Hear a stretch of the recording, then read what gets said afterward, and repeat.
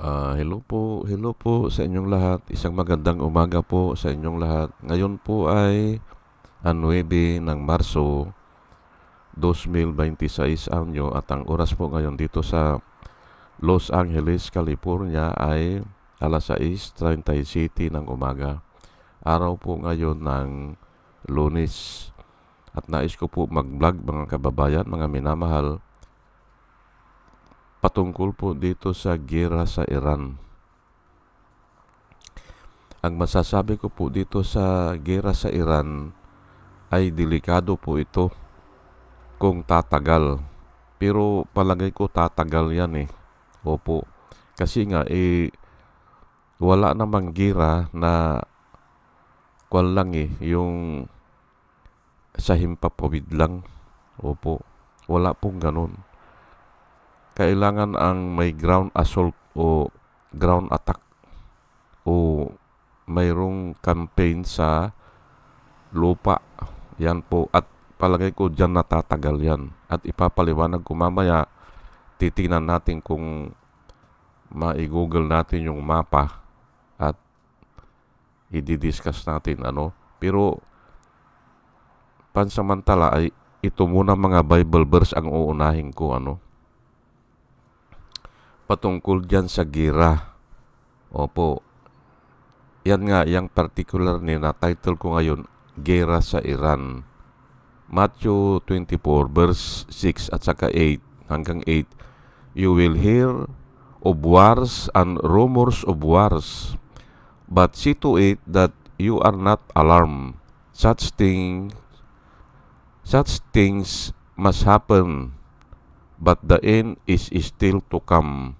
Nation will rise against nations, and kingdom against kingdom. There will be famines, earthquakes in various places. All these are the beginning of birth pains. Yan po Yan po ang nakasulat. You will hear of wars and rumors of wars, but see to it that you are not alarmed. Such things must happen, but the end is still to come. Nation will rise against nation, and kingdom against kingdom. There will be famines, earthquakes in various places. All these are the beginning of birth pains. Yan po ang nakasulat. So, nakahula na po yan. Sinabi na ni Jesus Christ yan na yan nga, may mga wars o rumors of war o kingdom will rise against kingdom, nations against nations. Ayan po Kaya, naandyan na yan. Ngayon ay Mark 13 verse 8, nation will rise against nation and kingdom against kingdom. There will be earthquakes in various places as well as famines. These are the beginning of birth pains. Yan po. Mark, Matthew, ay ito naman sa Romans. Tingnan natin Sa Romans, ang nakasulat po ay Romans 8 verse 22. We know that the whole creation has been groaning together in pains of childbirth until the present time. Ay dito sinabi na childbirth Pero marami po yan. Mga sakit, yung walang makain, famines nga At saka yung mga natural calamity. Yan po We know that the whole creation po the whole creation has been groaning together in pain. Tumatangis o nahihirapan o umiiyak. Groaning nga in pain. Together in pain. Lahat. Pati mga hayop, pati mga halaman, pati bituin at saka mga buwan, kasama yan. They are groaning in pain together until now. Yan po yan po ang kwanik. Hinihintay na nga lang yun na matapos Yan hinihintay na lang na matapos o kaya magkaroon ng glorious new world o new appearance o new body. Yan po glorious. Hindi na ngayon na sinumpa po ito sinumpa. Nung nahulog si Adan sa kasalanan, ay naandun naman yun, hindi ba? Isinumpa na Pumasok ang kamatayan. Kaya nga, all creation until now is groaning in pain. Kasi nga namamatay. Ang sabi nga nila, wala daw kamatayang dati. Yun ang sabi nila. Pero nga, isa na ito, yung gira, ay isang pamamaraan yan para mamatay na ang mga tao, hindi ba? O kaya ay para may purpose po kasi yan Kaya hinahayaan yan yung population growth. Yan, isa din yan. Kaya may gira. Iniiwasan na yung population growth.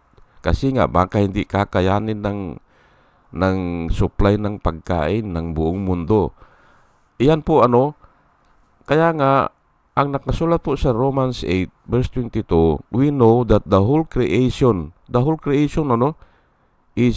has been groaning together in pain as of childbirth. Ito parang nanganganak na babae na patindi ng patindi ang sakit at padalas ng padalas ang sakit. Childbearing nga o childbirth until the present time nakasulat. Pero until now ang ibig sabihin yan. Okay? So, ayan po ngayon ay pupuntahan ko lang saglit yung kung kaya kong puntahan yung Google Earth.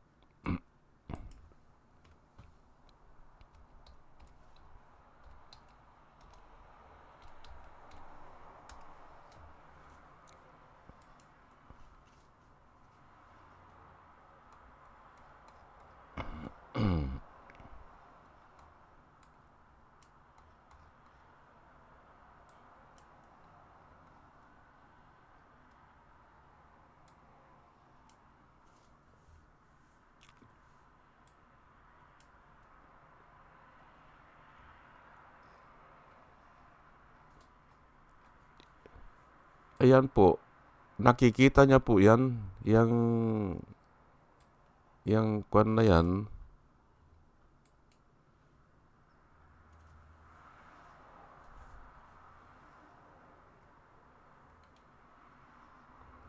Ayan po yung ito isusum ko lang isusum ko lang. Ito yung Strait of Hormuz. Yan, yung ginagalaw ko na cursor. Sa itaas yan, northern yan, puro Iran po yan. Puro Iran. Manggaling dun sa Kuwait. Ayan Kuwait. Manggaling po dun sa Kuwait ay yun. Nababasa nyo yung Kuwait. Hanggang dito sa Strait of Hormuz. At hanggang dito dito sa entrada ng, ang tawag kasi dito ay Gulf Gulf, ano bang tawag dyan? Gulf, basta Persian Gulf ito. Persian Gulf. Napakalaki pala ng Iran. Manggaling doon sa doon sa Kuwait. Pero mayroon din dito kaunti ang ang Iraq. Ayan. May kaunti rin ito Palakihin ko lang muna Ayan yan Yang Kuwait, May Basra. Ang Basra kasi Iraq yan eh. Tapos yan, Iran na yan. Napakalaki. At halos lahat ng Persian Gulf ay kalahati sa kanya. Ayan o, nakita nyo po, di ba? O, ayan na ang Strait of Hormuz. Dito po dumadaan ang mga barko na kumukuha ng petrolyo dito sa United Arab Emirates, Dubai, yung Abu Dhabi na yan, Qatar, Bahrain, Saudi Arabia, Kuwait, at saka kasama din ang itong Iraq. At dito rin sa Iran, meron din silang langis yan eh, yung Iran. Ngayon, ay kung magkagira yan o kung yan nga, hindi nila padadaanin dito eh. Kaya magulo po yan. Hindi nila padadaanin dito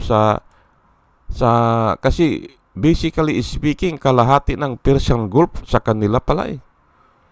O hanggang dito sa entrance ng ng Strait of Hormuz. O ano ba ang pagitan niyan? O Iran pa rin eh, at saka Oman. O pagdating doon ay Dubai na. O ito nga yung una nilang binomba eh, yung Dubai, yung Abu Dhabi, Qatar, at saka Bahrain. Kasi may mga ang Amerika po, may mga base militar dyan. Ngayon ay ito sa Saudi Arabia, huli na nung binumba nila. Pero umaabot na sila ng Riyadh. Pero ang malapit sa Bahrain ay yung Dammam at saka yung Al-Kubar. Diyan po ako nagtrabaho. At saka itong sa Jubail. Diyan din ako nagtrabaho. Pero ito nga iniisa-isa ko ang katapat ng Iran, ang katapat kasi northern ang Iran eh, tapos Persian Gulf eh. Ang katapat niya ay maaari nating sabihin natin na Kuwait, tapos Saudi Arabia, tapos Bahrain, tapos Qatar, tapos yung United Arab Emirates o yung Abu Dhabi at saka Dubai. Ay ang dami po niyan. Ang dami niyan. Tapos ang katapat din niya dito sa entrance ay yung Oman. Ngayon, pagkatapos ng Iran ay ang border niya dito Pakistan na ito, Pakistan na. Pero wala namang ang Pakistan eh. Ito Pakistan na yan Ayan Pakistan na. Napakalawak ng lupain ng Iran. Ayan po na ginagalaw ko sa cursor. Ngayon ang lumalaban sa kanila itong Kurdish dito sa northern. Pero napakalayo niyan. Kung sa ground assault, walang mangyayari dyan.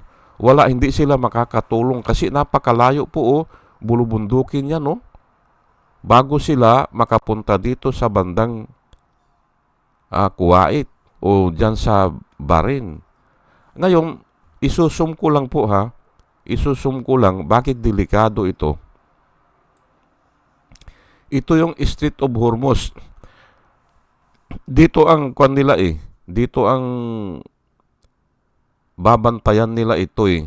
Ngayon, ito po ay puro pala bulubundukin yan. Ayan nakikita nyo po puro bulubundukin yan.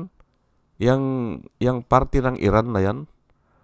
Kaya madali silang magtago, pati yung mga missile nila, pati yung mga tao nila. Hindi katulad sa Saudi Arabia. Ipakita ko lang ang Saudi Arabia ha.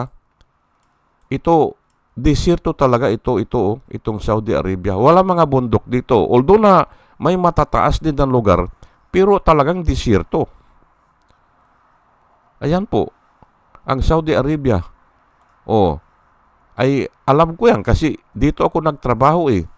Sa Jubail, sa Dammam at saka dyan sa Al-Kubar na yan. Malapit lang kami dito sa Bahrain.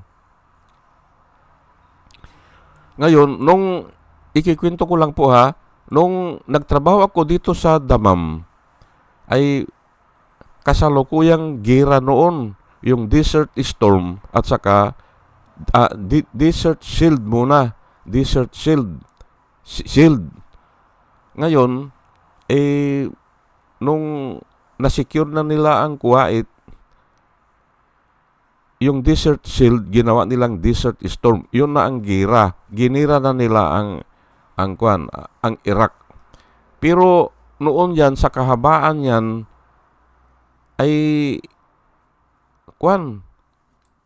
walang nakakalipad dito sa Riyadh at saka sa Dammam. Wala. May airport kasi dito sa Dammam eh. At ang pinakamalaking airport nila sa Riyadh ay close po yan.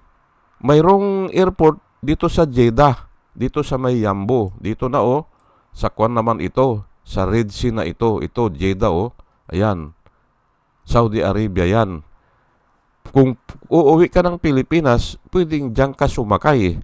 Pero napakalayo po niyan sa Dammam. Ayan ang layo Ang layo. Kaya dito na kami pumupunta sa United Arab Emirates. Kasi diyan kami sumasakay. Medyo malayo kasi yan sa Iraq Ayan hindi na masyadong yan Pero dumaan muna kami ng Qatar, tapos United Arab Emirates na. Diyan kami sumakay sa Abu Dhabi noon. Kasi yan lang ang may paliparan noon na naka-open. Pero ang Riyadh at saka itong sa Dammam, international airport din po yan Yang sa Dammam, wala talaga. Kasi umaabot yung mga Scud missile nila dyan Opo, nung naandyan kami, nung Desert Shield at saka Desert Storm. Aywan ko kung tumagal din ata ng 2 taon yan bago naayos. Ngayon, ang sinasabi ko po dito ay napakahirap po na labanan ang Iran dyan. Yung Iran, kasi marami silang ground force. Opo, marami at saka marami silang pagtaguan Opo, at yun nga, kaya delikado yan kasi pag yung langis hindi nakadaan dyan, yung mga barko, problema na po ng buong mundo yan. Kasi nga, ay paano tatakbo ang mga sasakyan? Kung mayroon man, baka magmahal, dodoble o triple. Ay di patay ng ekonomiya. Hindi ba? Kaya dapat ito ay pag-aralan ng Amerika ito na hindi tatagal yan. Ngayon, mayroon pang isang threat. Sa bandang baba naman, ito dito sa Yemen, ayan po ang sa baba ng Strait of Hormuz, adi dadaan ka ng Oman, tapos Yemen na, dito sa baba naandito rin yung mga Al-Houthi, yung mga sumusuporta sa Iran. Dito po ay hindi rin makalabas kung haharangan nila ito ng mga Al-Houthi Hindi makalabas dito sa Red Sea. Kasi kumukuha din dito sa sa Jeddah. Yan po ang pinakamalaki na kuhanan ng langis diyan sa Yambo, diyan sa Jeddah. Ang ginagawa po kasi ng mga bansa diyan ay humuhukay ng langis, hindi ba? Pero pinapadaan nila sa pipeline. May pipeline sila. Ngayon, ang exit lang yan, naandyan sa Jeddah. Diyan po, diyan na dumadaong yung mga barko at ikakabit na yung hose nila at kakargahan na ng langis. Pag nakargahan na, aalis na. Ganun, Pag nakargahan na, aalis na. Ganun lang pala yan. Pero ang kumukuha ng mga langis, naandun sa malalayong lugar. Opo. Tapos ay dumadaan na lang sa pipeline, tapos ang labas dito na sa pier, dyan sa Yambo. Ay paano ngayon lalabas yan dito sa mga Al-Houthi kung aabangan din sila dito? Titirahan sila ng missile. Ayan po Kaya dalawa dalawa ang dito hindi sila makalabas, ay marami ring langis na nanggagaling dito sa Red Sea na ito. Marami. Ayan po para nakita po natin ang sitwasyon o ang mapa. Ayan po. Ngayon ay kung magpadalaban ng mga ground force diyan ay delikado po dito sa may sa palagay ko namumonitor na ngayon na yung mga US Marines ay diyan na dadalhin o nagpiprepara na para diyan na dalhin dito mga special forces dito kasi nga kahit na pag-aari na nila ang airspace, hindi pa rin sabihin natin na totally kontrolado nila, hindi hanggang hindi nakokontrol yung mga ground. Opo, ganun po yan. At habang humahaba yan, ay nagiging peligroso ang ekonomiya ng mundo. Opo, kasi lahat po ay depende po sa langis dumidepende sa langis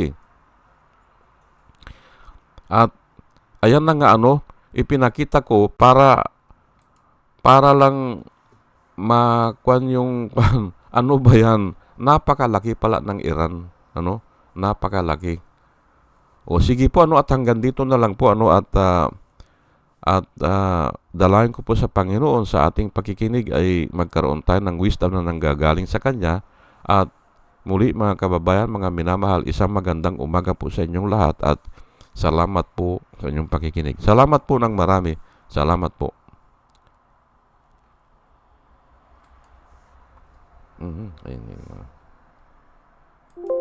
Ayun,